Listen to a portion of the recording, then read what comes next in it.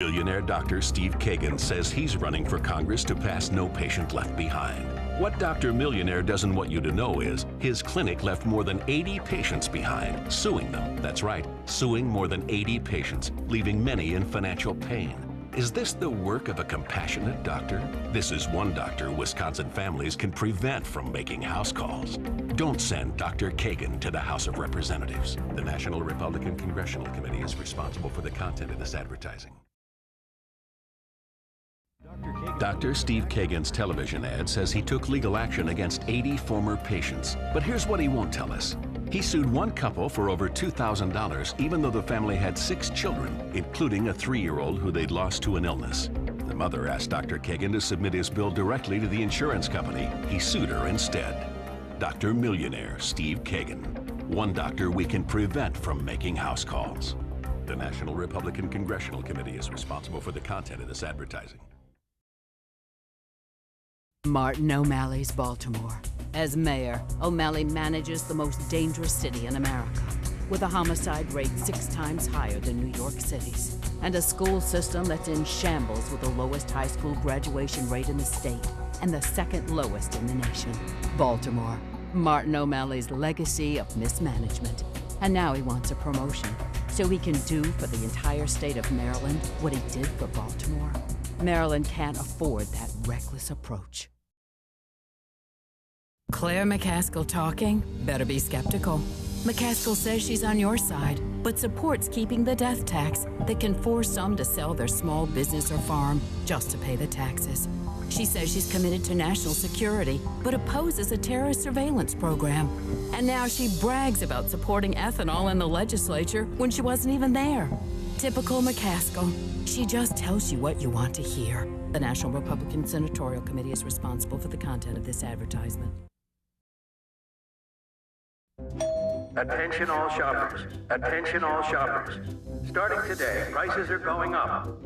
This could be coming to a store near you if Jack Davis has his way. Higher prices. Because Jack Davis wants tariffs on many of the products you buy. It would be like adding a tax on them. Higher prices may not matter to millionaire Jack Davis, but everyone else would feel the pain. Attention all shoppers. Jack Davis is no bargain. The Republican National Committee is responsible for the content of this advertising. Before Jack Davis wanted your vote, he said what he really believes about the tax cuts. He didn't like them. But without these tax cuts, married couples would pay more taxes. So would families with children, even seniors. And Jack Davis wants higher taxes on Social Security. Higher taxes don't just cost us money, but jobs too. Jack Davis, higher taxes, fewer jobs. We can't trust Jack Davis in Congress. The Republican National Committee is responsible for the content of this advertising. Ken Lucas was caught handwriting a personal letter asking for leniency for a crooked banker in the Erpenbeck scandal. The impact of the scandal was more than $172 million.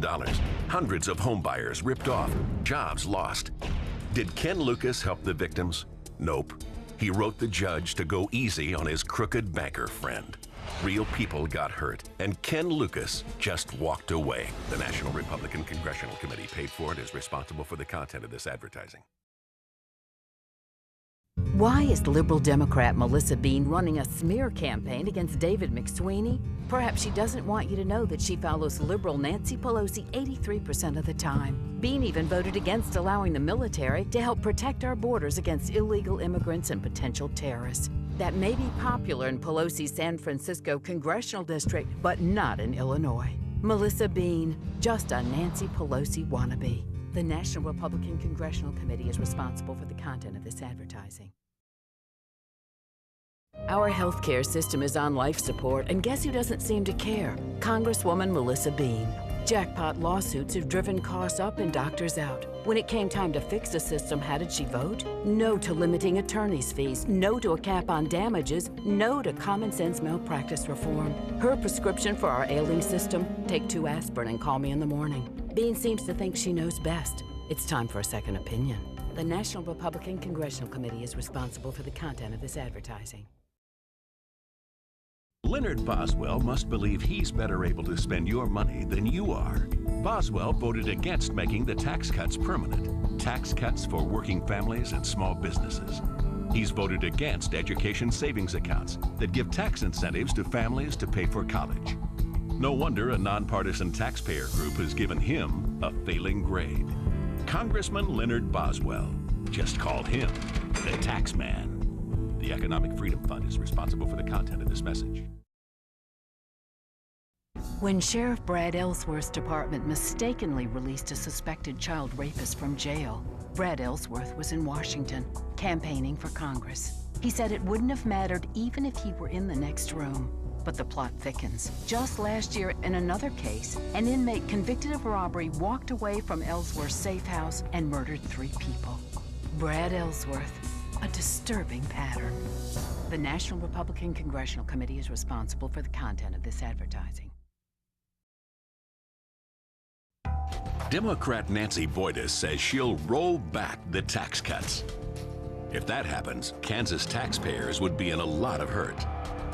The marriage penalty would return, child tax credits would drop, the death tax would come back to life, forcing some families to sell their farm or business. Nancy Boyda would cost families with children over $2,000 more in taxes. Had enough? The National Republican Congressional Committee paid for and is responsible for the content of this advertising. I'm Chris Chicola, and I approve this message. Chris Chicola's former company paid property taxes late once. They took responsibility. Joe Donnelly chose not to pay his personal property taxes 15 times. Donnelly refuses to take responsibility. The News-Dispatch says it's disturbing that Donnelly isn't more forthcoming about his taxes. The reason? Donnelly had the money, but spent $250,000 on his campaign. It's not about Joe Donnelly's taxes, it's about his character.